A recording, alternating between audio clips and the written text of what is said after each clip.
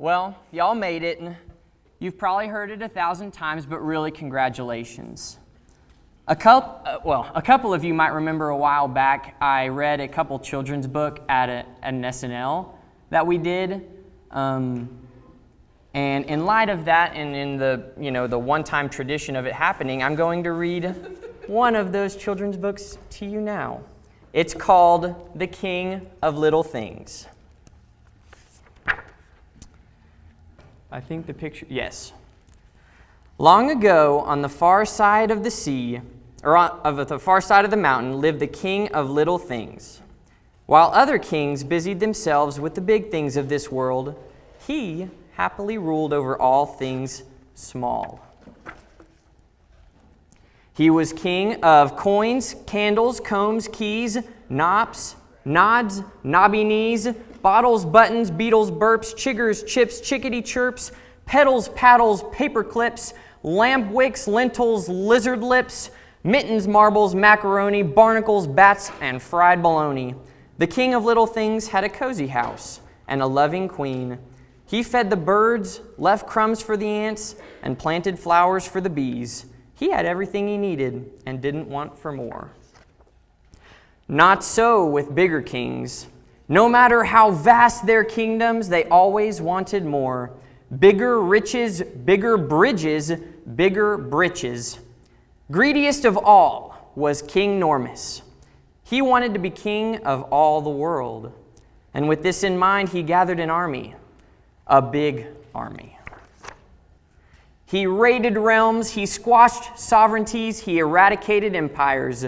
When he was certain he had conquered every king, queen, czar, empress, chieftain, and sultan in the world, it was time for some magnificent merrymaking. He ordered his cooks to fix a fabulous feast. He commanded his goldsmith to create a colossal crown. He instructed his tailors to sew a splendid suit. At last, proclaimed King Normus as he lifted the glittering crown from its velvet cushion, I am king of all things. His steward raised a trembling hand. I beg your pardon, your highness of great heft. What is it? Snapped the king. My large liege, whimpered the steward. I believe you may have missed his minuscule majesty, the king of little things. Little things have a king? Howled Normus. What nonsense! Everyone knows that little things exist only to serve big things. King Normus stroked his beard. Where lives this king of little things? He growled. Well, through the old forest on the far side of a mountain, my considerable sire, said his steward. Amass my armies, Normus cried. We shall go there immediately and put this tiny king in his very small place. After marching for days, King Normus and his armies at last neared the land of the king of little things. This would not be a fair fight, and that's just the way the big king liked it.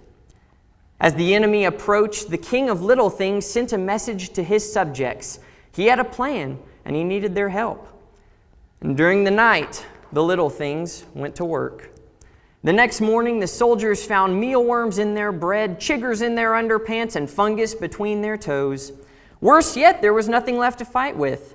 Termites had made dust heaps of their arrow shafts.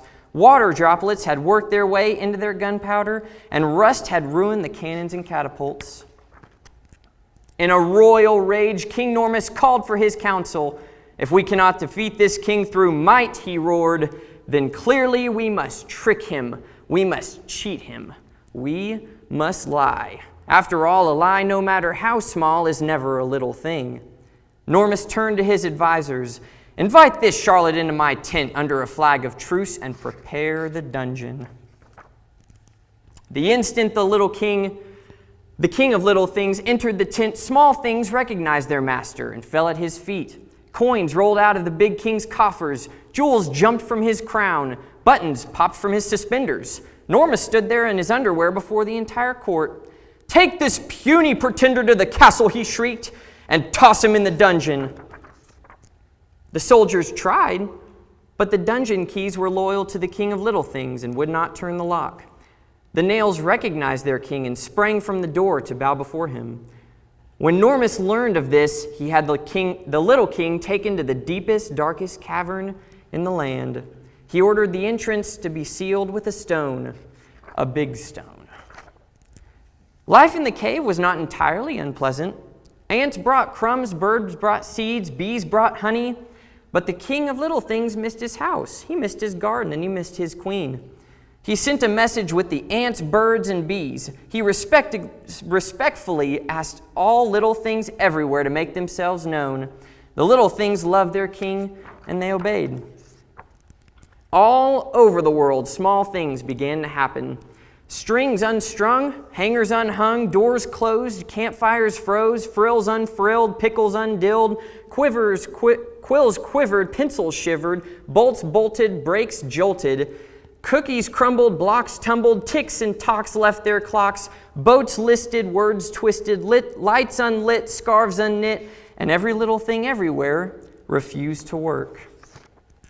The people stormed Normus's castle and demanded that he release the prisoner. Abandoned by his armies, the once mighty king had little choice.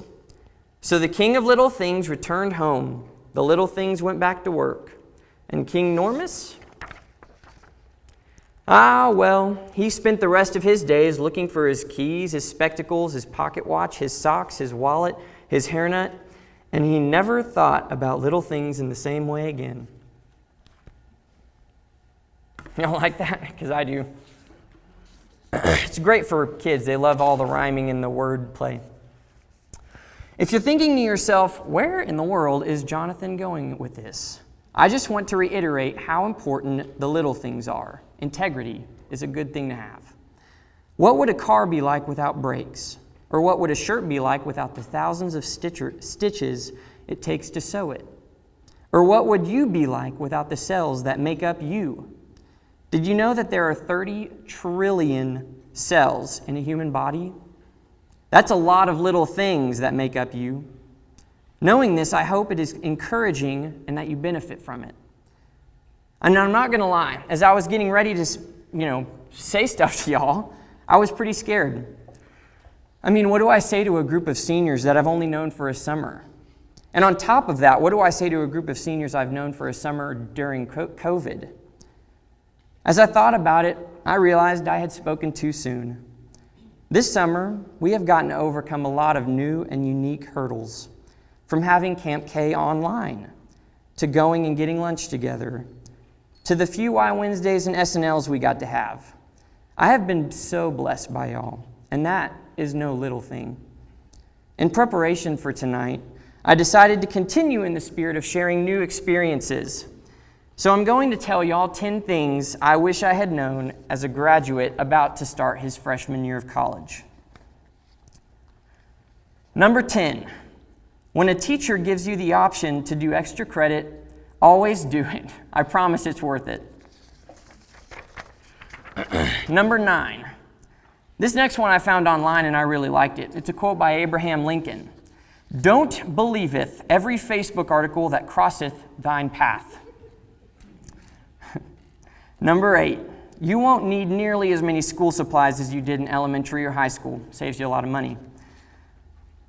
Number 7, I know it's a tall order, but really try not to procrastinate.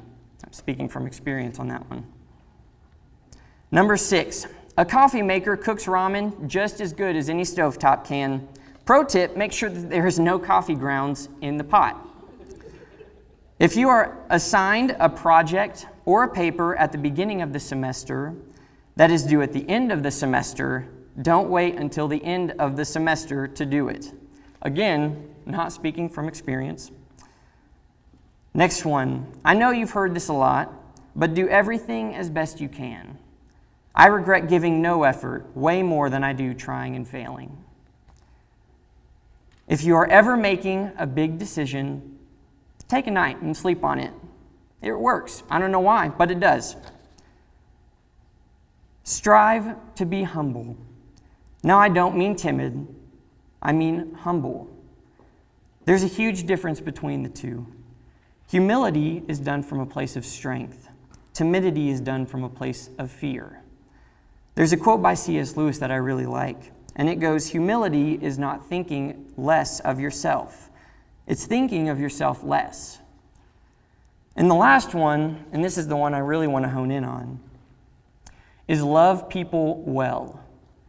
Sometimes it seems easy, but if we're honest with ourselves, we know that most of the time it will be really hard. I mean, most of us have siblings. We know how hard it is. There are a bajillion definitions of love. And the easy answer for a good Christian, is just to define it as say, well, Jesus, do what he did. A response like that would be the answer of a naive or ignorant person. And some people may settle for that, but I don't. So I'm not going to use that because it's not specific or practical. For instance, what do you mean by doing what Jesus did? If you're going to commit to that, then don't be mad when people flip tables and make whips and chase people out of church. Say a person, a Christian or an atheist, comes up to you and asks you how to love someone even when you hate them. You wouldn't say, oh, Jesus, of course. Just read your Bible and do what he did. So you see, it just isn't a satisfactory answer. So how do I define love? I'm glad you asked, because otherwise I wouldn't have a speech. In my experience, and bear with me, it's the little experience I have. I'm only 21. In my experience, though, loving someone like Jesus did means holding on to that person's true identity until they are able to see it themselves. Loving someone like Jesus did means holding on to that person's true identity until they are able to see it themselves.